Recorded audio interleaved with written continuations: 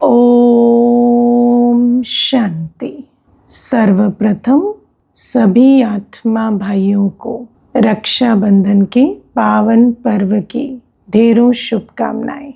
सभी को कोशिश की है कि राखी भेजें, तो अपने अपने स्थानों पर ज़रूर जिनको राखी मिली है वो बांधेंगे।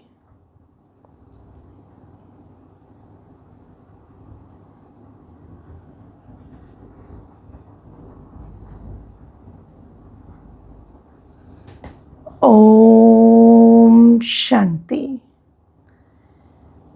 सर्वप्रथम सभी भाई बहनों को रक्षाबंधन के पावन पर्व की ढेरों शुभकामनाएं। शिव बाबा ने हमें बहुत सुंदर पवित्रता के बंधन में बांधा है।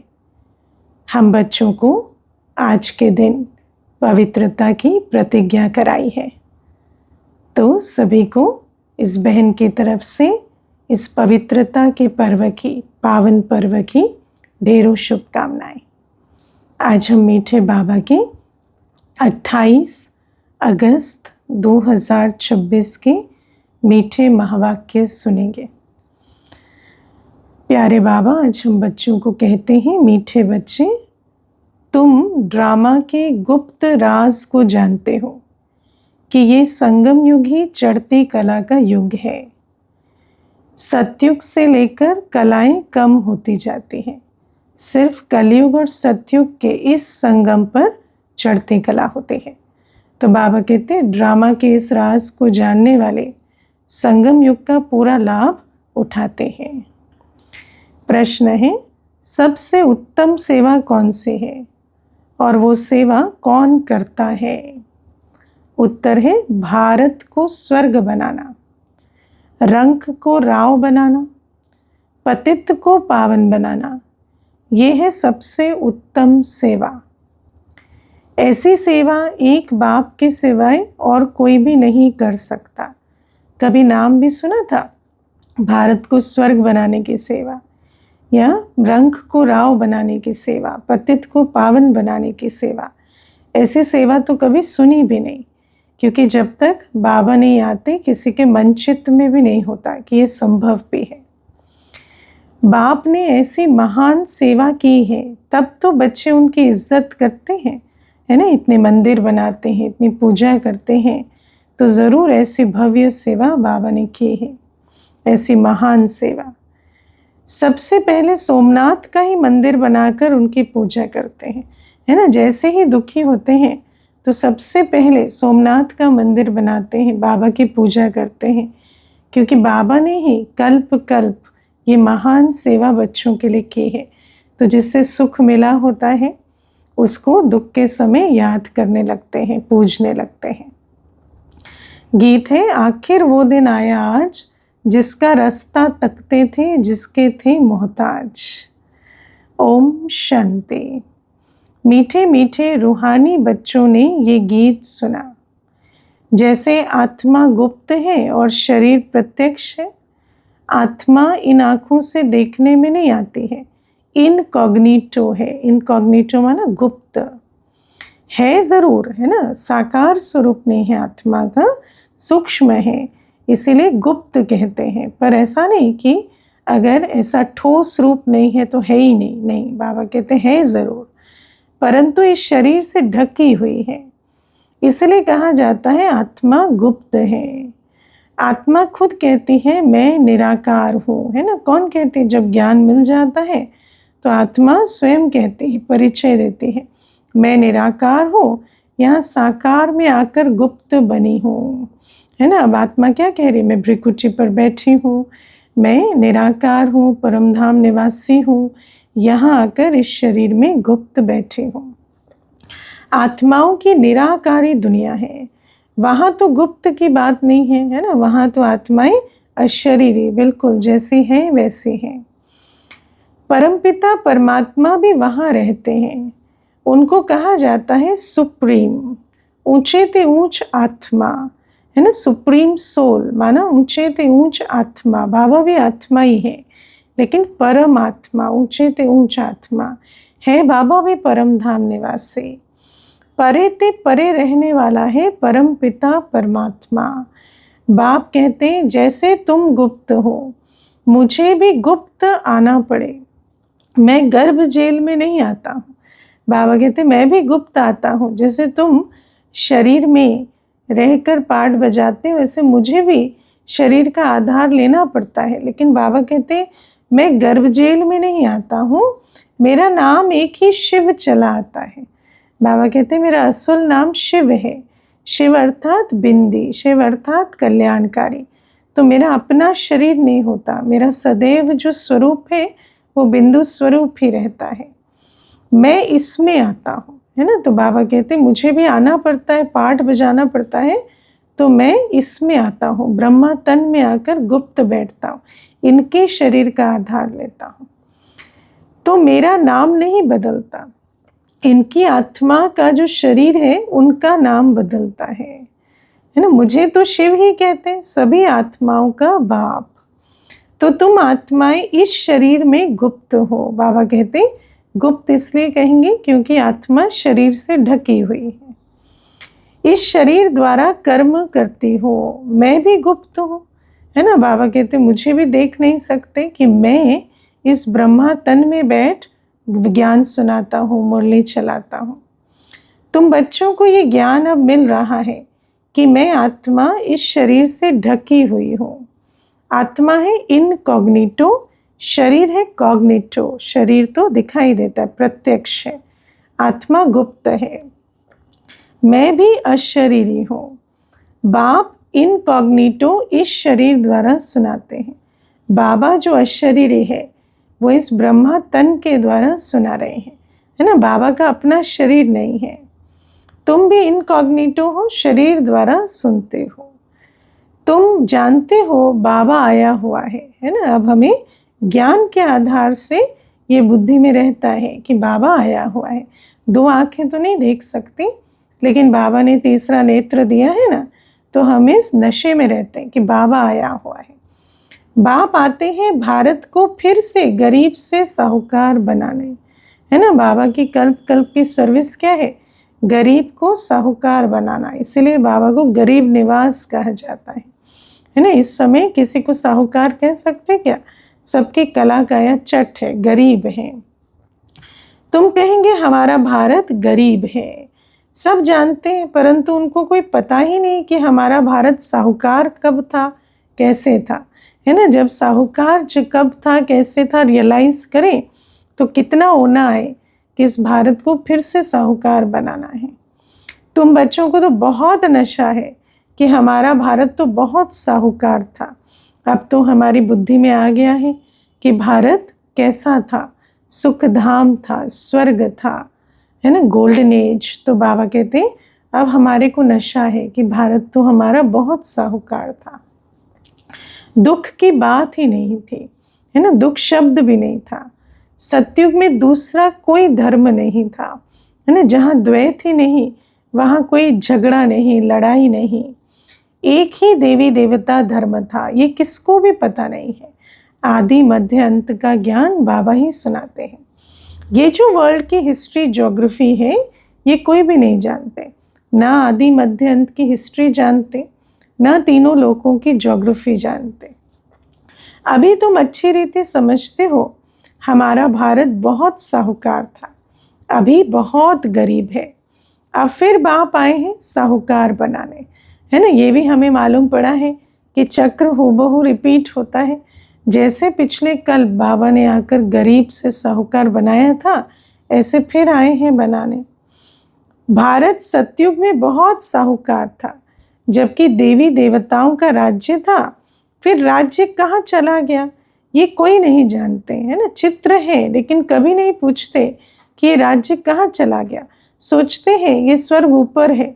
बाबा कहते यही इसी भारत भूमि पर ये स्वर्ग था, फिर कहाँ चला गया कोई नहीं जानते। ऋषि मुनि आदि भी कहते हम रचता और रचना को नहीं जानते हैं।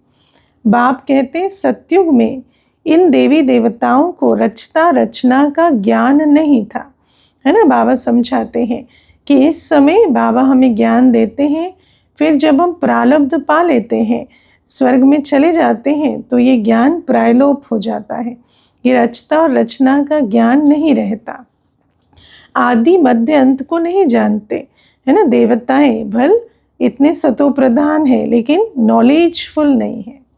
अगर उनको ये ज्ञान हो कि हम सीढ़ी उतरते रसातल में जाएंगे तो बादशाही का सुख भी ना रहे, है ना। तो उस समय ज्ञान होना कोई सुख की बात नहीं है, क्योंकि अभी तो चढ़ने का ज्ञान है, उस समय तो ये ज्ञान गिरने का हो जाएगा, चिंता ही लग जाए, बादशाही का नशा ही गुम हो जाए, सुख ही गुम हो जाए। अभी तुमको चिंता लगी हुई है कि हम तमो प्रधान से सतो प्रधान कैसे बने। बाबा कहते हैं बाबा ने हमें सब फिक्रातों से छुड़ा दिया, बस एक फिक्रात है कि मैं तमो प्रधान से सतो प्रधान कैसे बनूं। हम आत्माएं जो निराकारी दुनिया में रहती थी वहाँ से फिर कैसे सुख धाम में आई, ये भी ज्ञान है ना। कैसे आए, परम धाम से आत्मा सितारा उतरता है, यहाँ गर्भ महल में प्रवेश कर देवताई चोला सतो प्रधान कंचन काया आत्मा को मिलती है। हम अभी चढ़ती कला में हैं, ये 84 जन्मों की सीढ़ी है, इसके बीच में क्या होता है ये भी तुम जानते हो, है ना। आदि मध्य अंत तीनों जानते हो, कैसे रावण की प्रवेशता होती है, कैसे गिरते हैं, सब जानते हो। सतयुग में सब तो नहीं आएंगे, ड्रामा अनुसार हर एक एक्टर नंबरवार अपने अपने समय पर आकर पार्ट बजाएंगे, है ना। क्योंकि अगर सतयुग में सब आ जाए तो सतयुग की तो बहुत जनसंख्या हो जाए। बाबा कहते ड्रामा अनुसार हर एक को कब आना है वो नूंद है, वो उसी अनुसार कल्प कल्प आकर पार्ट बजाते धीरे धीरे आते जाते हैं। अभी तुम बच्चे जानते हो गरीब निवास किसको कहा जाता है, दुनिया नहीं जानती, है ना। जो गरीब भारत को साहूकार बनाते हैं। गीत में भी सुना आखिर वो दिन आया आज जिसका रास्ता तकते थे जिसके थे मोहताज। ये सब है भक्ति। भगवान कब आकर हम भक्तों को इस भक्ति मार्ग से छुड़ाए सदगति में ले जाते हैं ये भी समझा है ना। भक्ति तो करते ही चले आए, फिर आखिर वो दिन आया आज किसके लिए गाएंगे, जब भगवान आते हैं और सदगति में ले जाते हैं। राम राज्य रावण राज्य किस चीज़ का नाम है ये भी कोई मनुष्य नहीं जानते, है ना। वो तो समझते हैं रावण राज्य कोई लंका पर था और राम राज्य जो है वो भारत में था, लेकिन बाबा कहते नहीं, राम राज्य पूरे विश्व पर था। पूरा विश्व एक खंड था, एक धर्म एक राज्य था जिसे भारत कहते थे। और फिर पुनर्जन्म लेते फिर हम रावण राज्य में आए जो भी सारे विश्व पर है। ऐसा नहीं कि कोई एक खंड राम राज्य या रावण राज्य बनता और इकट्ठे नहीं चलता राम राज्य रावण राज्य। जब राम राज्य है तो रावण राज्य नहीं है। तो बाबा कहते अभी तुम बच्चे समझते हो बाबा फिर से आ गया है इस शरीर में। शिव जयंती भी मनाते, ये भी समझते हो ना, फिर से आया है। कल्प कल्प बाबा आते हैं, ये नशा है बच्चों को। शिव जयंती भी मनाते हैं तो शिव ज़रूर आते हैं ना। निराकार की जयंती मनाते हैं तो ज़रूर निराकार कभी आते हैं। ऐसे भी नहीं कहते मैं श्री कृष्ण के तन में आता हूँ, नहीं। बाप कहते हैं श्री कृष्ण की आत्मा ने 84 जन्म लिए हैं, है ना। पहले जन्म का नाम है श्री कृष्ण, अंतिम जन्म का नाम है दादा लेखराज, उनके तन में आता हूँ। जो पहले नंबर में था वही अब अंत में है तत्वम, है ना। तुम्हारी भी यही यात्रा है और ब्रह्मा बाबा की भी। मैं तो आता ही हूँ साधारण तन में, पहला तन साधारण थोड़ी, पहला तो 16 कला संपूर्ण स्वरूप है। फिर वही आत्मा जन पुनर्जन्म लेते साधारण तन में आ जाती है, दादा लेखराज बनते हैं, तब बाबा प्रविष्ट होते हैं, उन्हें ब्रह्मा बनाते हैं और हम बच्चों को अडॉप्ट कर ब्राह्मण बनाते हैं। तुमको आकर बतलाता हूँ तुम कैसे 84 जन्म भोगते हो। इस समय देवता धर्म का तो एक भी अपने को समझते नहीं है, क्योंकि सतयुग को बहुत दूर ले गए हैं। कोई भी चीज़ को बहुत दूर ले जाओ तो स्मृति में नहीं आती, है ना। मनुष्य भी आज देवी धर्म की आत्माएं भी संकल्प में मन चित्त में भी नहीं है कि हम देवता थे।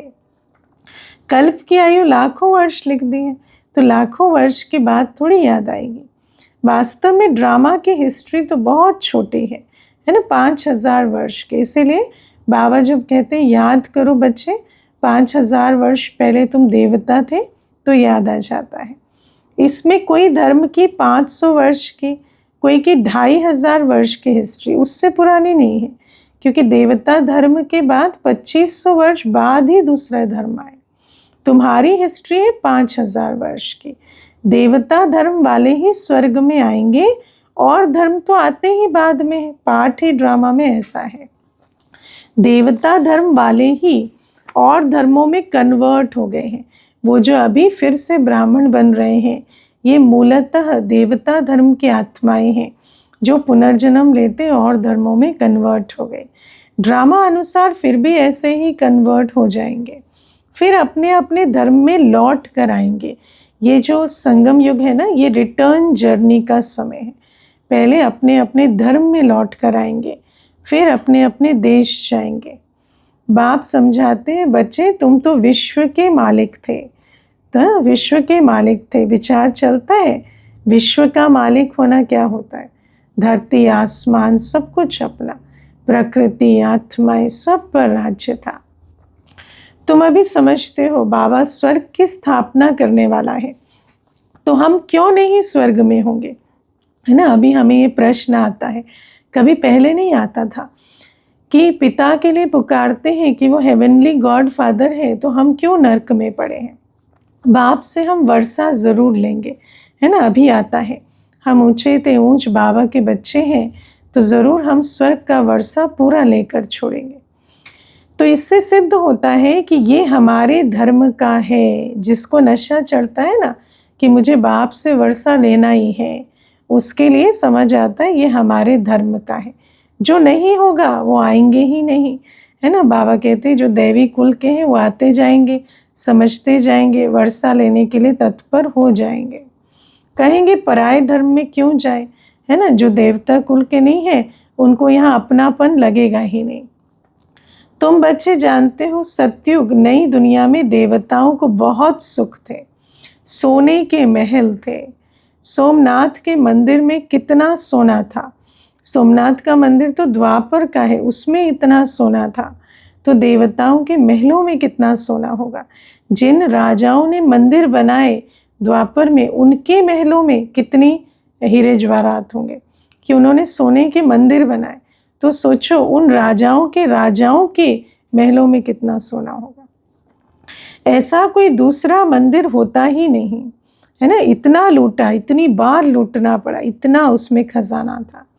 उसमें बहुत हीरे जवाहरात थे। बौद्ध आदि के कोई हीरे जवाहरों के महल नहीं होंगे। इसीलिए बाबा कहते हैं जो तुम्हें सुख था, जो तुमने सुख देखा, वो तो पूरे कल्प में किसी ने भी नहीं देखा। ऐसे हीरे जवाहरों के महल 2500 वर्ष के बाद आने वाले अन्य धर्मों वालों को कभी देखने को नहीं मिलते। बाबा कहते तुम बच्चों को जिस बाप ने इतना ऊंच बनाया है, उनकी तुमने कितनी इज्जत रखी है ना। बाबा ने तो हमें चैतन्य देवता बनाया, तो हमने भी बाबा के मंदिर बनाए, बाबा की पूजा की। जो अच्छा कर्म करके जाते हैं उनकी इज्जत रखी जाती है ना। जो सुख देते, अच्छे कर्म से सुख मिलता है, तो जिसने सुख दिया होता है उसकी इज्जत रखी जाती है। अभी तुम जानते हो सबसे अच्छे कर्म पतित पावन बाप ही करके जाते हैं, है ना। हमें तो पतित से पावन बना दिया, रंग से राव बना दिया, गरीब से साहूकार बना दिया, तो ऐसे बाप की तो कितनी इज्जत रखते हैं। तुम्हारी आत्मा कहती है सबसे उत्तम सेवा बेहद का बाप आकर करते हैं। हमको रंक से राव, बेगर से प्रिंस बना देते हैं। जो भारत को स्वर्ग बनाते हैं उनकी भी इज्जत कोई नहीं रखते, है ना। बाबा कई बार कहते हैं शिव जयंती का हॉलीडे भी नहीं बनाते, है ना। कई है उस बाबा के मंदिर में जाकर भी सिर नहीं झुकाते, और जब कहते हैं कि बाबा आया हुआ है तो उस बाप का बनते भी नहीं। तुम जानते हो ऊंच से ऊंच मंदिर गाया हुआ है सोमनाथ का, जिसको लूट कर ले गए। लक्ष्मी नारायण के मंदिर को कभी कोई ने लूटा नहीं है, सोमनाथ के मंदिर को लूटा है, क्योंकि जो सबसे ऊंची चीज होती है उसी पर ही दृष्टि पड़ती है। भक्ति मार्ग में ये बहुत धनवान होते हैं, राजाओं में भी नंबरवार होते हैं ना। तो जिसने इतना भव्य मंदिर बनाया वो विक्रमादित्य राजा कितना धनवान होगा। तो बाबा कहते हैं जो ऊंच मर्तबे वाले होते हैं उनकी छोटे मर्तबे वाले इज्जत करते हैं। दरबार में भी नंबरवार बैठते हैं ना, दरबार में सीटिंग भी, बैठक भी नंबरवार होती है, क्योंकि ऊंचे मर्तबे वाले ऊंचे बैठते हैं। बाबा तो अनुभवी है ना, बाबा ने कहा तो राजाओं महाराजाओं के साथ उठना बैठना था। यहाँ की दरबार है पतित राजाओं की, है ना। तो सोचो, पतित राजाओं की दरबार में आज तक भी इतने कायदे हैं, तो पावन राजाओं की, देवताओं की दरबार में क्या शोभा होती होगी। पावन राजाओं की दरबार कैसी होगी, जबकि इन्हों के पास इतना धन होगा तो उन्हों का घर भी इतना ही अच्छा होगा, है ना। बाबा कहते हैं अभी तुम जानते हो बाबा हमको पढ़ा रहे हैं, स्वर्ग की स्थापना करा रहे हैं, हम महाराजा महारानी स्वर्ग के बनते हैं। हाँ, तो सोचो, जो हम जानते हैं कि बाबा पढ़ा रहे हैं, स्वर्ग का रचयिता पढ़ा रहे हैं, विश्व का मालिक बना रहे हैं, तो बाबा कहते हैं विश्व महाराजन महारानी बना रहे हैं, तो कितना नशा कितना उमंग होना चाहिए। फिर हम गिरते हैं, फिर हम पहले पहले शिव बाबा के पुजारी बनेंगे। सीढ़ी के चित्र पर आ जाओ, पहली पूजा किसके होती है? शिव बाबा की। जिसने स्वर्ग का मालिक बनाया उनकी हम पूजा करेंगे, है ना। जिसने सबसे अच्छा कर्म किया वो सबसे पहले पूजा उनकी होती। कर्म की गति इतनी एक्यूरेट है, वो हमको बहुत साहूकार बनाते हैं। अभी भारत कितना गरीब है, आगे इतना गरीब नहीं था, बहुत खुशी में रहते थे, है ना। अभी 100 वर्ष पहले भी ये हाल नहीं था। जो ज़मीन 500 रुपये में ली थी वो आज 5000 में भी नहीं मिलती, है ना। तो ये सब गरीबी की निशानियां है ना। हर चीज़ का दाम बढ़ जाता है। जब आत्मा सतोप्रधान है तो किसी चीज़ का कोई मोल नहीं, और जब आत्मा तमोप्रधान बनती है तो हर चीज़ का मोल बढ़ जाता है। वहाँ तो धरनी का मूल्य होता ही नहीं, जिसको जितना चाहिए ले लेवे, है ना। और आज तो सोचो, आजकल तो लैंड का प्राइस क्या, अपार्टमेंट है ना, हवा में भी एक स्पेस लेने में इतना पैसा लगता है। ढेर की ढेर ज़मीन पड़ी होगी स्वर्ग में, है ना। यहाँ तो इतने ढेर हो गए हैं जो ज़मीन थोड़ी हो गई है, दाम बढ़ गया ज़मीन का। मीठी नदियों पर तुम्हारे महल होंगे ना। यहाँ तो बाबा कहते हैं सागर को सुखा कर भी, जैसे है ना, वहाँ पर भी आबादी की है। बाबा कहते हैं वहाँ तो सिर्फ मीठी नदियों पर महल होंगे, खारे पानी पर ऐसे बसेरा नहीं होगा। मनुष्य बहुत थोड़े होंगे, प्रकृति दासी होगी, प्रकृति तो बहुत अच्छे सेवा करेगी, प्रकृति तंग नहीं करेगी, दुख नहीं देगी। आज तो देखो कैसे पानी बह आता है, किस प्रकार प्रकृति जो है वो दुख देती है। फल फूल बहुत अच्छे मिलते रहते हैं, क्यों? क्योंकि आत्मा सतोप्रधान है। हमने प्रकृति को दुख दिया है तो प्रकृति भी फिर उसी प्रकार से रिटर्न देती है। अभी तुम कितनी मेहनत करते हो, लेकिन सूखा पड़ जाता है तो अन्न नहीं मिलता है। इसीलिए तो आज आत्मा जो है वो प्रकृति के सामने झोली फैलाती है कि भाई बरसात ना पड़ जाए, सूखा ना पड़ जाए, ऐसे बाढ़ ना आ जाए। तो बाबा कहते हैं तो गीत सुनने से तुम्हारे रोमांच खड़े हो जाने चाहिए, है ना, कि आखिर वो दिन आया आज कि मेरा बाबा आ गया है, अब हम स्वर्ग में गए कि गए।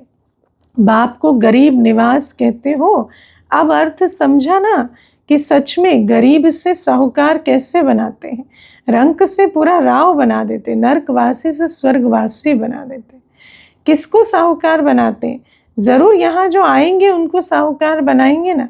बाबा कहते हैं जो आए नहीं, पढ़े नहीं, वर्षा लेने से मना कर दे उसको कैसे देंगे? जो करेगा सो पाएगा, यही नियम है। तुम बच्चे जानते हो हमको पावन से पतित बनने में 5000 वर्ष लगे हैं। अभी फिर फट से बाबा पतित से पावन बनाते हैं, क्योंकि बाबा आया है सर्वशक्तिवान पतित पावन। तो बाबा को तो देर नहीं लगती, बाबा तो फट से 5000 वर्ष की गिरावट को एकदम संभाल देते हैं। ऊंचते ऊंच बनाते हैं, 1 सेकंड में जीवन मुक्ति मिल जाती है। बस दिल से मेरा बाबा कहा, स्वर्ग का वर्षे का अधिकारी बना। फिर जो भी पुरुषार्थ करते पद के लिए, कहते बाबा हम आपके हैं, तो बाप कहते बच्चे तुम विश्व के मालिक हो, है ना। मैं बाबा आपका हूँ कहा तो अधिकार मिल गया। बच्चा पैदा हुआ और वारिस बना, है ना। बच्चे ने कुछ किया थोड़ी, बस पैदा हुआ और वारिस बना, कितनी खुशी होती। लेकिन वारिस तो बन गया, लेकिन फिर कितना भाग्यवान बनेगा वो तो उसके अपने कर्मों पर है ना। लेकिन बच्ची को देख चेहरा ही उतर जाता है ना, दुनिया में क्या चल लगा पड़ा है। सोचो इतना जेंडर बायस होता है। यहाँ तो सभी आत्माएं बच्चे हैं। बाबा कहते हैं आत्मा तो मेल फीमेल नहीं होती, सब बच्चे हैं, सब वर्षे के अधिकारी हैं।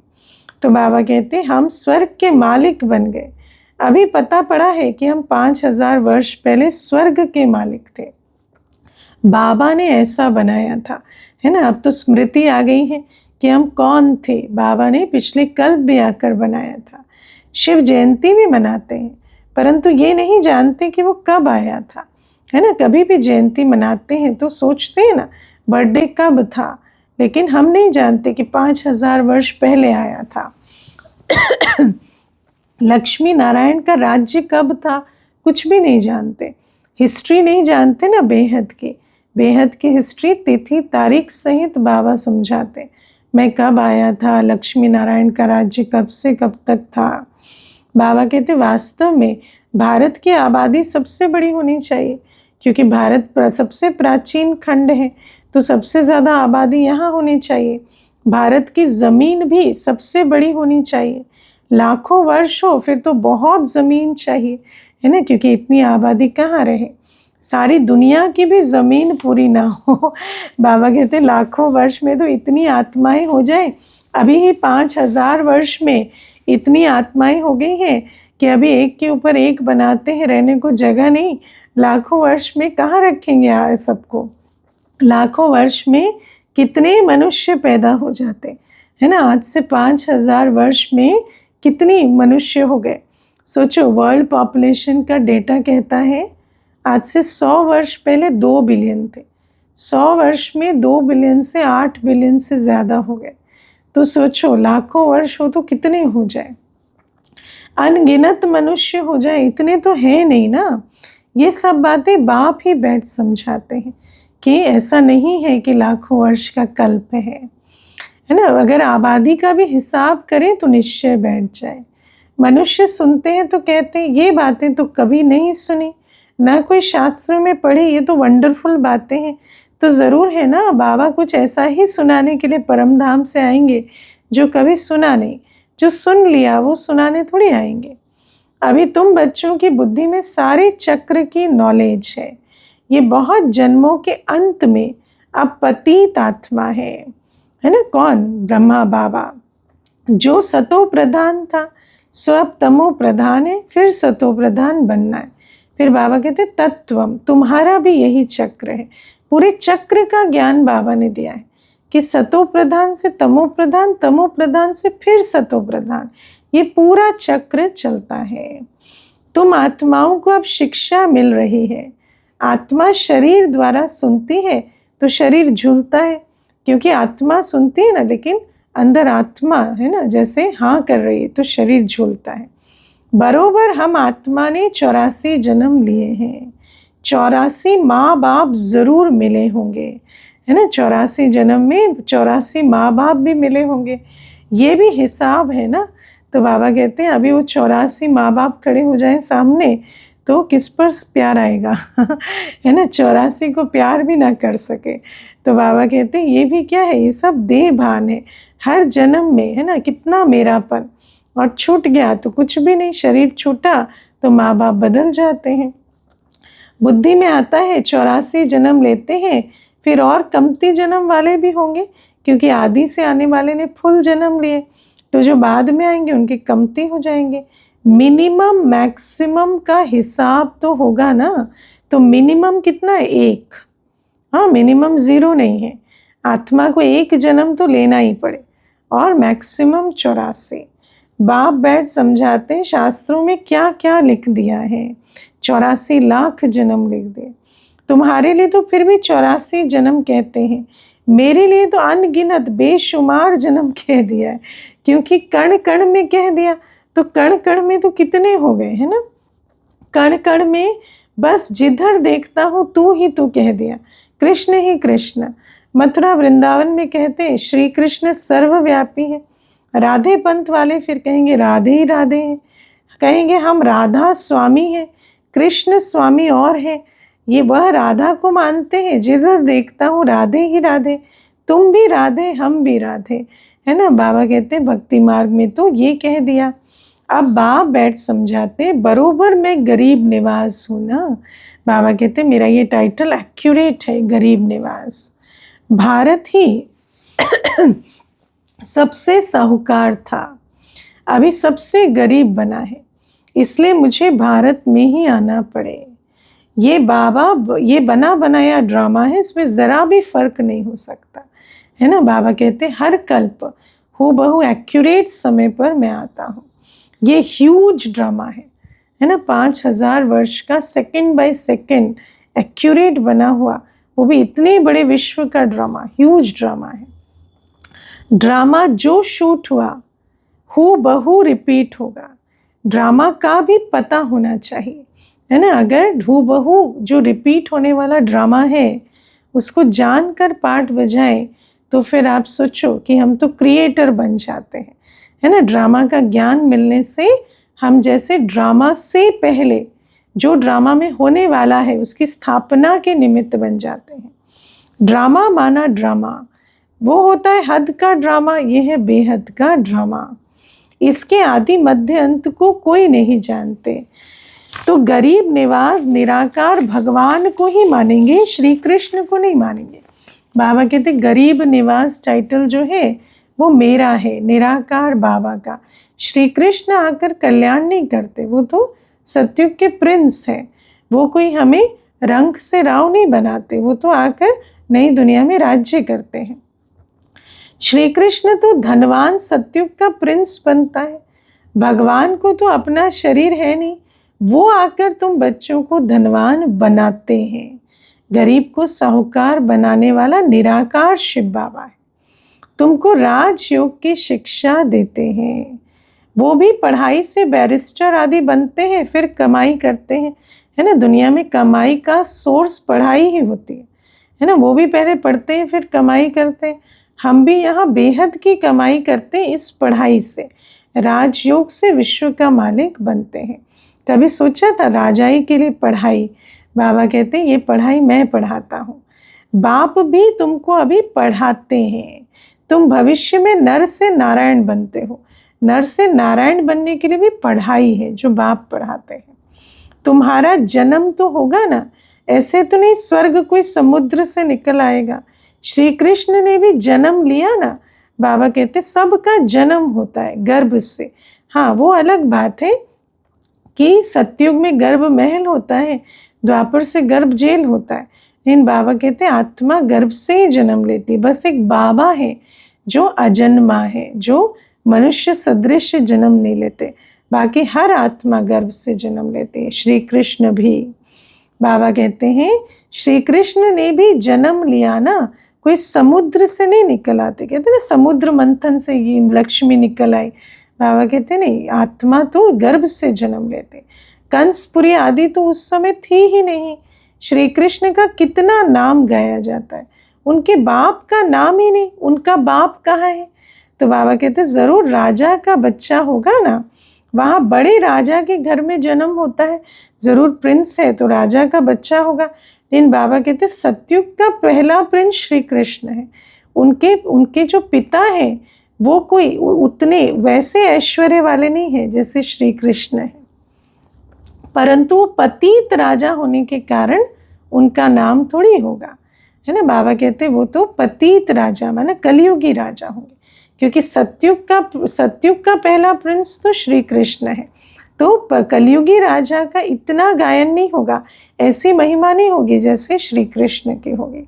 श्री कृष्ण जब है तब थोड़े पतित भी रहते हैं, है ना, क्योंकि वो जो पतित तन वाले है ना, ऐसे नहीं कि पतित विकारी जन्म से श्री कृष्ण जन्म लेंगे, लेकिन पतित तन वाले जिनका अपना जन्म विकारों से हुआ है उनको तो पतित कहते हैं ना, तो वो आत्माएं श्री कृष्ण को जन्म देंगे। और बाबा कहते हैं जब श्री कृष्ण का जन्म होता है तब स्वर्ग पूरा स्थापन नहीं हुआ है। स्वर्ग की शुरुआत कहते हैं जब श्री नारायण गद्दी पर बैठते हैं।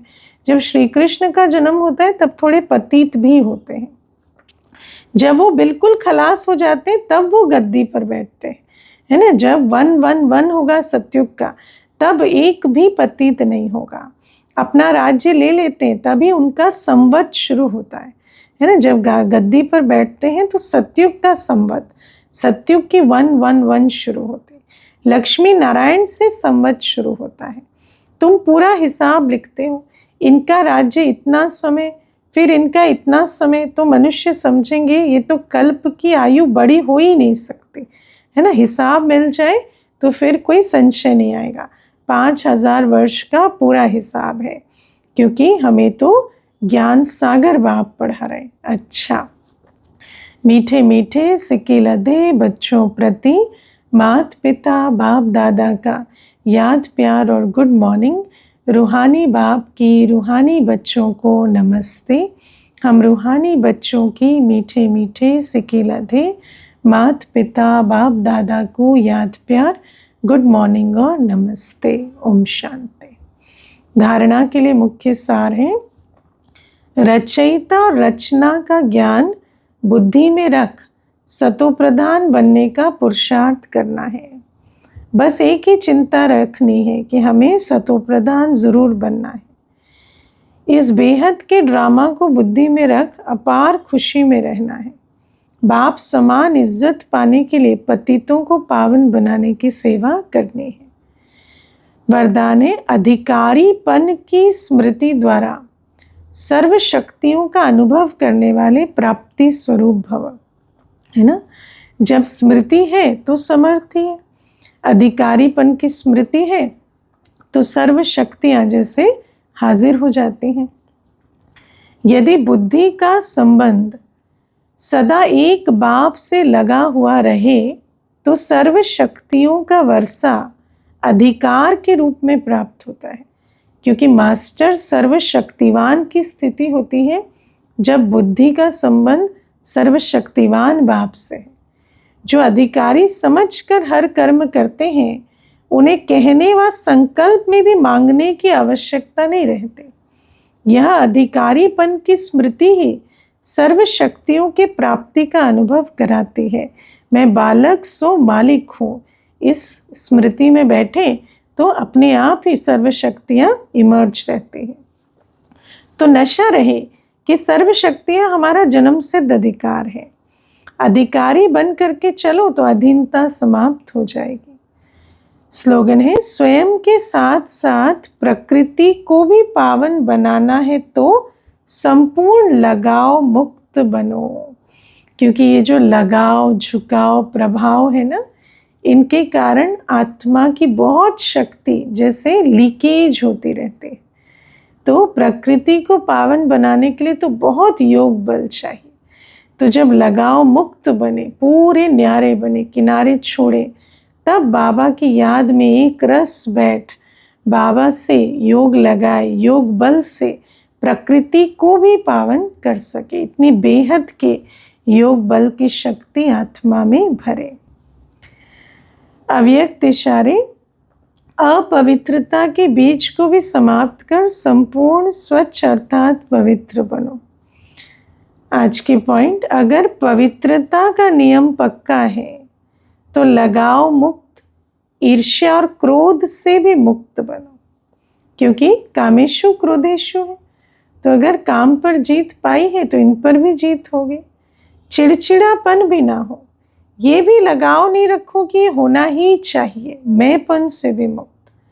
स्वार्थ या ईर्ष्या के वश कोई बात कहेंगे और वो पूरी नहीं होगी तो क्रोध पैदा होगा। इसीलिए पवित्रता के पिलर को पक्का करो कि ये पिलर लाइट हाउस का काम करेगा। अच्छा, आज रक्षाबंधन का प्रोग्राम इस प्रकार रहेगा। 6:45 बजे से योग, 7:30 मुरली का मनन चिंतन, 8:20 पर प्यारे बाप दादा को रक्षाबंधन का विशेष भोग स्वीकार कराएंगे। उसके बाद सभी को राखी बांधेंगे। क्लास के जो मुरली क्लास के स्टूडेंट्स हैं वो सभी क्लास में सुबह उपस्थित रहेंगे, है ना। और जो ऑनलाइन जिन्हों को राखी भेजी है वो भी उसी समय क्लास में राखी बांधेंगे अपने अपने स्थानों पर। लेकिन जो भी दिल्ली एनसीआर आस पास है वो सभी क्लास में उपस्थित रहेंगे, प्रैक्टिकल सम्मुख रक्षाबंधन बंधवाएंगे। और बाकी मित्र संबंधियों को सारे दिन में छुट्टी है, किसी भी समय आकर राखी बंधवाएं। तो मित्र संबंधियों को भी ज़रूर लाएं, बहुत अच्छी सेवा का अवसर है। जो भी लाएंगे उनको बाबा की ओर से राखी बांधी जाएगी। अच्छा, ओम शांति।